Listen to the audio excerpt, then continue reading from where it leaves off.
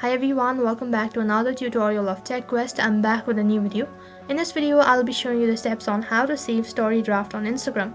So I'll be showing you step-by-step procedure. Make sure to watch this video till the end. So first thing before getting started, make sure to update your Instagram application to the latest version, and let's get started. First thing first, you need to log in into your Instagram application, and once you're logged into your account, you'll be directed to the home page, and in the left hand side corner you'll be able to see an option as your story or your profile icon. You'll need to click on it. So you'll be directed to the page where you need to select the image that you want to post it on your story. So select the picture or the video. After you selected the picture or the video, the next thing what you need to do is tap on the three dot icon located in the top right corner of your screen. After you tap on the three dot icon, a pop-up will appear right in center. As you can see, you have two different options, that is discard and save draft. If you want to delete the content, then just tap on discard, and if you want to save it, then just click on save draft, and it will not be added to your story unless you click on your story. It will be saved on their gallery, and later on you can post a story from your draft. So that is how you can save story draft on your Instagram account. So that is all for this video. I hope the video was helpful. Make sure to like, share and subscribe to our channel. Thank you for watching.